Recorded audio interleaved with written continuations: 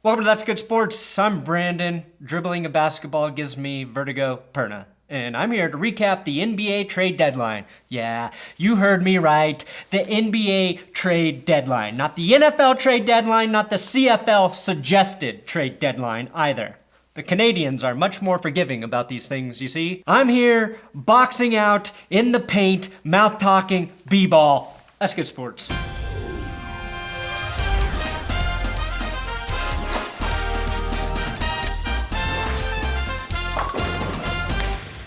This episode is sponsored by Vincero Watches. Use my promo code GOODSPORTS for 15% off your order or my link in the description to get yourself a luxury watch at an affordable price. Now, I told you I was going to get my wife Jessica a watch for Valentine's Day. And not only did I get her the Rose Storm Gray watch, that's the watch I got Jess. I got myself the silver and white Bellwether watch to give me an option to go with my Chrono S Matte Black. That's right, now I wear two watches on the same wrist, just like a billionaire. Vincero has over 13,000 five-star reviews on their website, which lets you know people are satisfied with their product, and a plethora of uniquely designed watches. Honestly, if you need a new watch or a Valentine's gift that isn't overpriced roses that will die in a week, check out Vincero with my discount code GOODSPORTS for 15% off watches that will have people calling you Sir, or Madame, or Esquire, or Your Lordship, instead of, hey, Dirt Boy, what can I get you to drink? Vincero.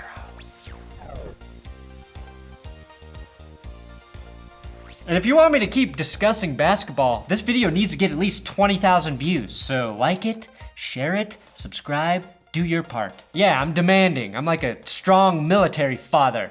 And you will obey my discipline and be better for it when you grow into men. Now, I know I'm new to covering the NBA, and I can admit I made a huge mistake on day one of coverage. I got suckered as my Knicks insider just happened to be Kevin Durant. I have nothing to do with the Knicks. I don't know who traded Porzingis. They got nothing to do with me. I'm trying to play basketball. But you specifically told me, Kevin, you knew everything about the Knicks. And now I'm sitting here with nothing? Come on, man. Grow up. Hey, I'm a 34-year-old grown man. You grow up. Grow up. If I could stack another me on top of myself, I'd look you right in your eyes and say, I'd rather listen to Russ Westbrook slowly eat a bowl of ramen with ASMR than listen to someone as successful as you pretend to be mad all of the time. Now, to help all of you football fans transition to basketball news, I will do a crossover.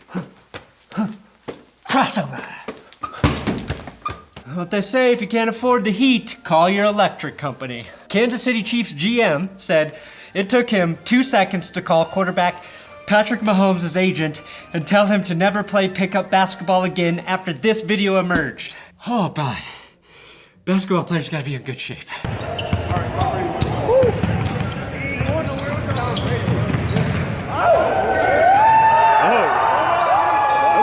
The way he refused to pass the ball there, I thought he was James Harden.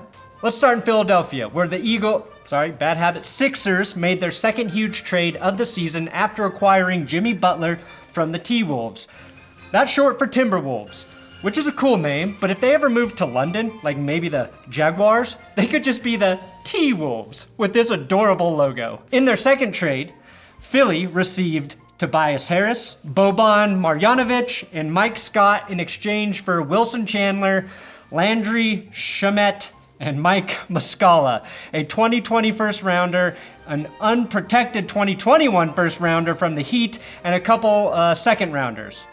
I accidentally clicked on that article because when I heard Mike Scott and Tobias, I thought the world of TV was about to get Arrested Development and The Office crossover with Michael Scott and Tobias Funke. And that's how I was tricked into covering the NBA today. Now this move basically signals that the Sixers are going all in on winning the East right now. With the addition of Tobias Harris, that's 4 All-Stars in their starting lineup along with Butler, Joel Embiid, and Ben Simmons. It also gives them one more guy who can stretch the floor and shoot so Ben Simmons can do whatever it is he does. Definitely not shoot threes, we know that. The big question is whether or not this puts them ahead of the Raptors and the Bucks in the Eastern Conference. I think it definitely gives them a leg up on teams like the Celtics and the Pacers, who are right ahead of them in the standings. And there's always a question of how the locker room is going to feel about this move. And by locker room, I mostly mean Jimmy Butler and whether or not he's going to tabletop 7'3" Boban Marjanovic when he's not looking, which may then set off an earthquake that ravages the entire eastern seaboard, which with rising sea levels is more of an issue than in the past. Philly was also able to flip their former first overall pick, Markelle Fultz, to Orlando in exchange for Jonathan Simmons, plus a first and second round pick. Fultz has had one of the weirdest careers so far, with some weird, potentially psychological pain, potentially real pain in his shoulder that has ruined his shot. We all remember the juggling free throw from earlier this season, which Amari Cooper turned into a touchdown celebration on Thanksgiving. The Sixers get better right now, and the Magic have a former first overall pick at guard who still could live up to his potential. Win-win, maybe. So Philly gets better, but so does Toronto. They acquired veteran center Marc Gasol from the Grizzlies, giving up Jonas Valanciunas, CJ Miles, Daylon Wright, and a 2024 second round pick, which is so far away it doesn't really even count. Now the Raptors were very aggressive at the deadline, which is very much frowned upon in Canada.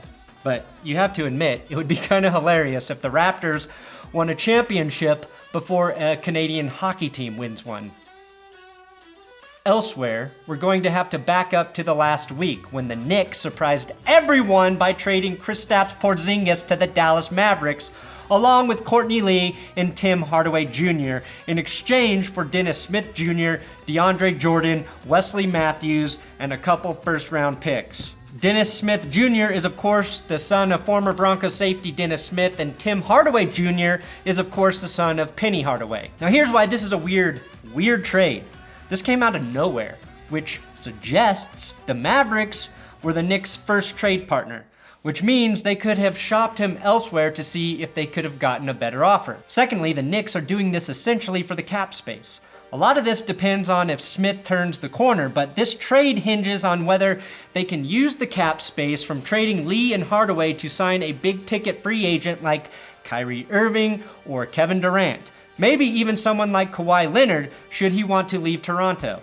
Essentially, they traded away their best player this century for the possibility of signing a superstar, maybe two. Dallas wins this trade, obviously, as they get to pair Porzingis with Luka Doncic once Porzingis comes back next year. But the concern is there about a 7'3" player coming back from a torn ACL and whether or not he'll be able to stay healthy and achieve any sort of longevity in the NBA.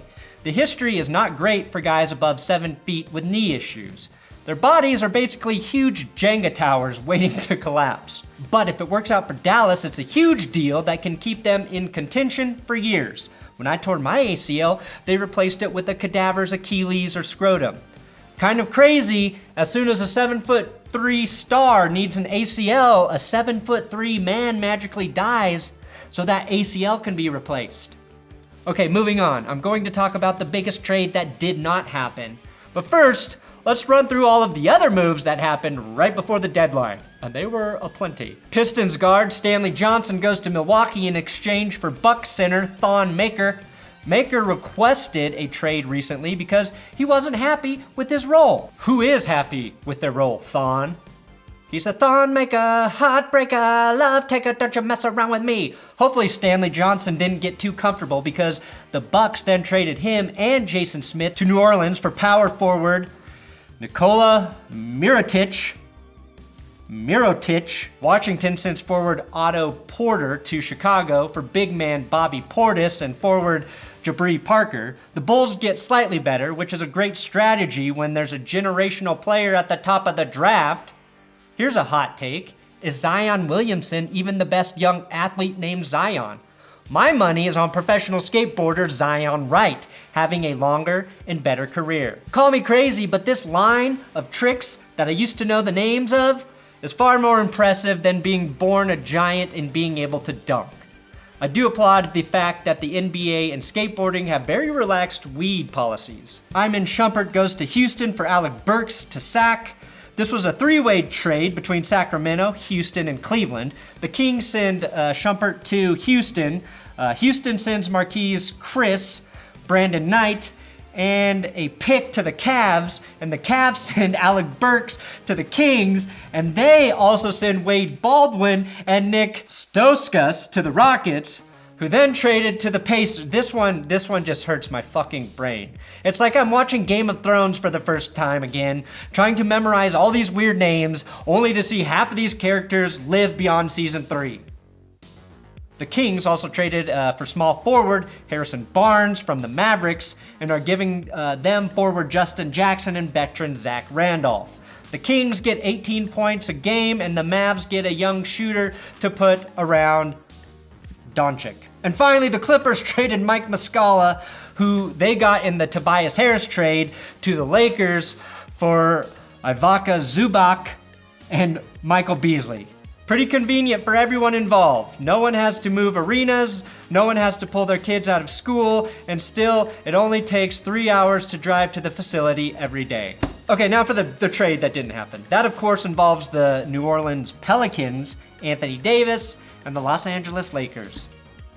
We all know the story by now, right? Davis requested a trade, and LeBron James plus his agent, Rich Paul, are doing everything to get Davis to the Lakers. The Pelicans don't want to give him to the Lakers.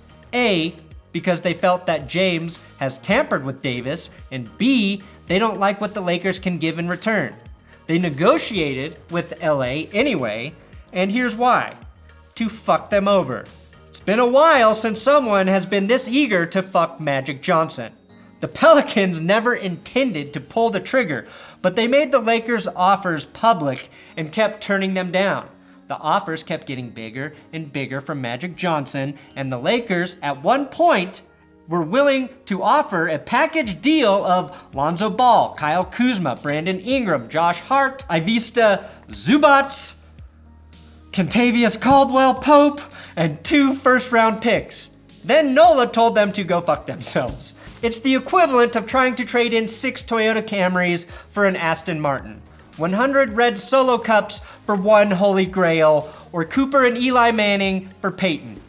LA just doesn't have the assets, and the Pelicans are better off trading with the Celtics, Bucks, or Raptors, whose young talent is actually talented. But Pelicans GM Dell Demps wanted to make sure the offer that included half the fucking team got leaked, so it would ruin their chemistry, which it definitely might have, judging by this picture that was taken midway through the Lakers' 42-point loss to the Pacers.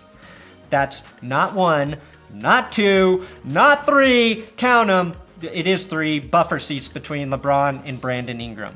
Personally, I love it. The league didn't do anything about LA's tampering, so the Pelicans did it. Vigilante justice at its finest.